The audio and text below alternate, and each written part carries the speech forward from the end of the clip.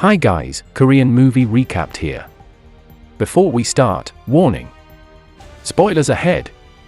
Today, I'm going to recap a 2013 Korean action thriller movie called Secretly, Greatly. This movie tells the story of a North Korean undercover agent who lives as an idiot in a small village in South Korea. As he spends his time peacefully, he starts to care for the villagers and plans to betray the North. However, the North doesn't let him escape freely and plans to execute him. So, what makes him change his mind?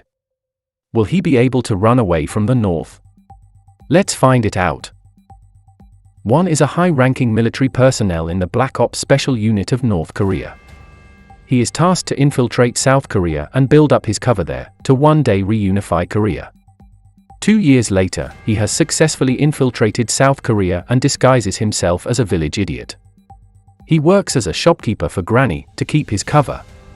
There, he is paid $200 a month, which he plans to give to his mother in North Korea.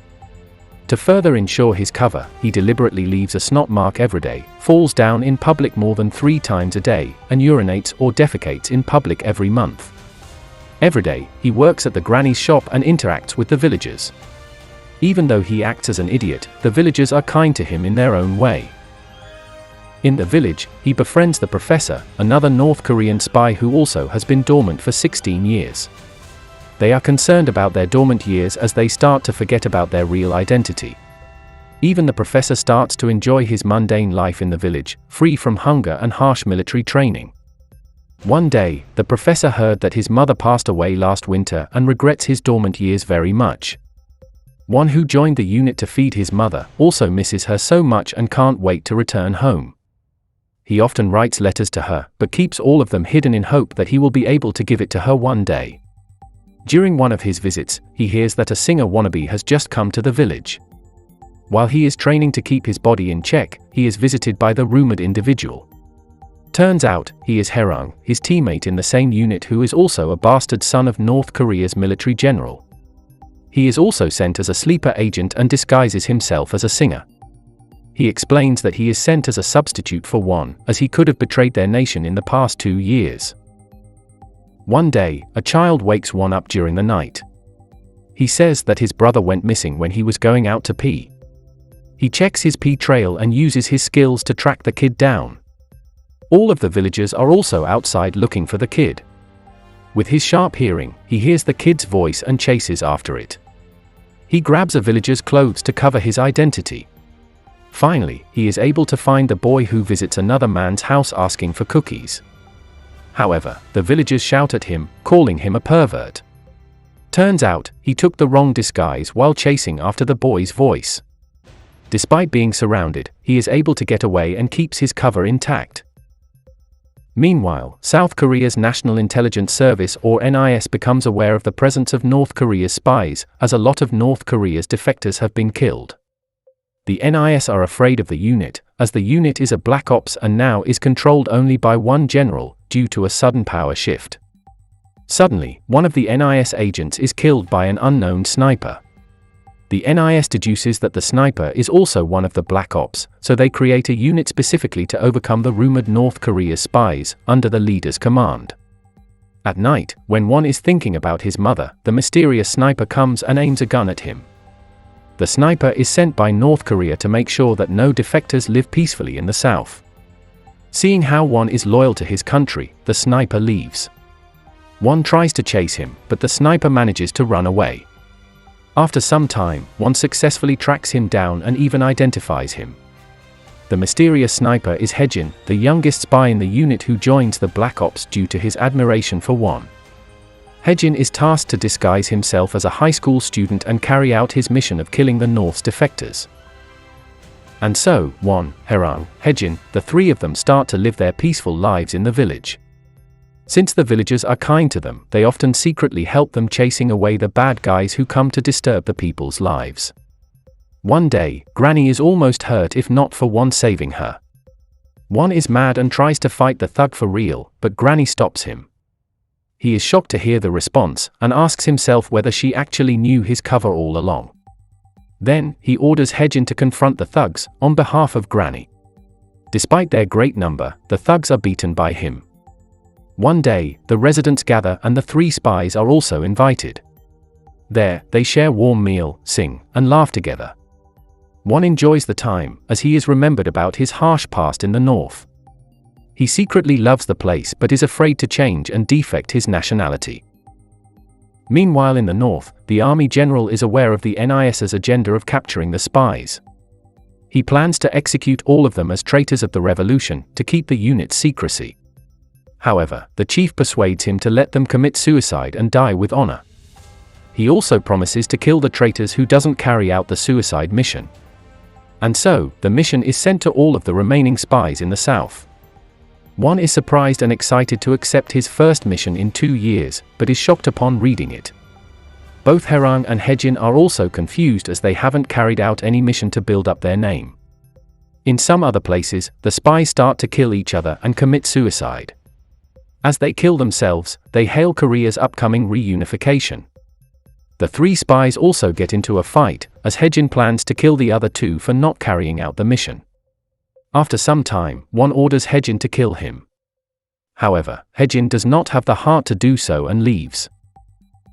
On the other hand, the NIS are aware of the spies' last mission. The leader, who is also an ex-member of the North's Black Ops, swears to save the 3 surviving members, despite his director's order to execute them. Then, the NIS agents are sent out to tail and capture the 3 remaining spies. The leader also confronts one, and tries to convince him to betray the North. Suddenly, Hejin comes to help him. Hejin chases after the leader, who is trying to get away. After some time, he is cornered and held captive by the NIS.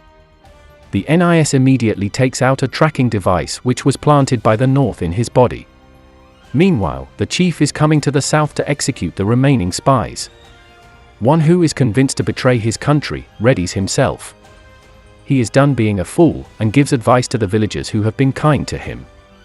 He even helps one of them to find her long-lost son, who has been given up for adoption by her parents.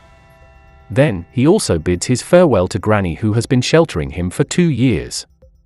Surprisingly, Granny has suspected him of being a spy ever since she saved him 2 years ago.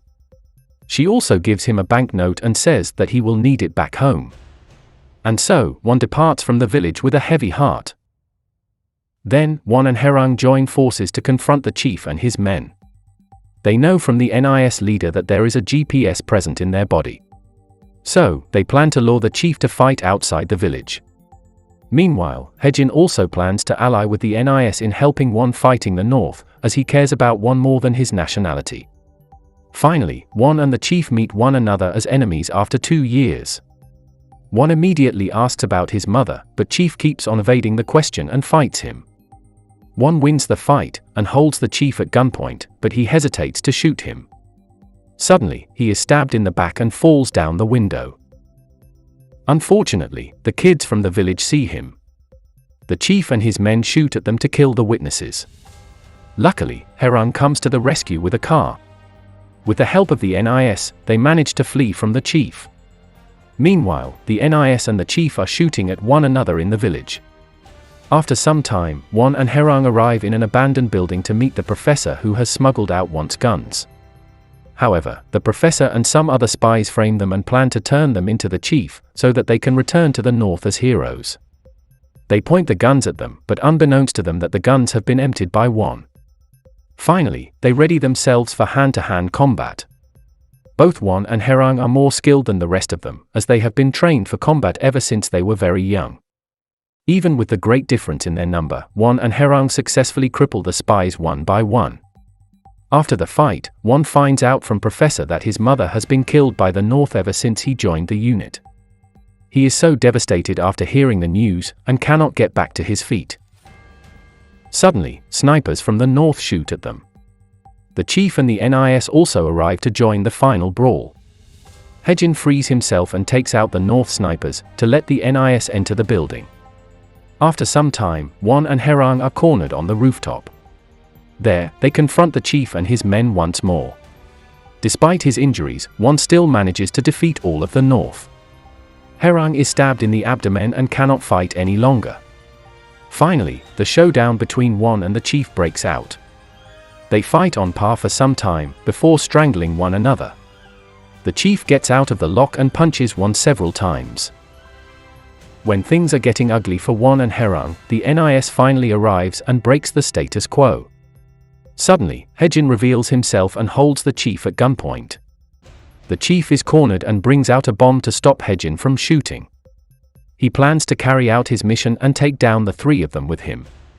Seeing this, Haerung gets up and pushes the chief over the edge, resulting in him sacrificing himself to save the other two. Seeing that the storm has passed, the NIS starts their mission to arrest the remaining two. Leader stands between them and tries to negotiate. However, Won, who is still devastated after hearing his mother's death, doesn't plan to either flee or turn himself in. He remembers about the banknote that Granny gave him. He cries as he finds out that Granny has given him all of her life savings. Haejin shoots at the NIS to chase them away, but they retaliate and shoot him several times. Won protects him from further gunshots and they fall down the building together. In the end, Won and Haejin die together, as they remember their dream of being born as ordinary men living in a peaceful country. Subscribe to watch more videos like this, turn on notifications, and leave a like and comment to help the channel out. Thank you for watching, and see you next time.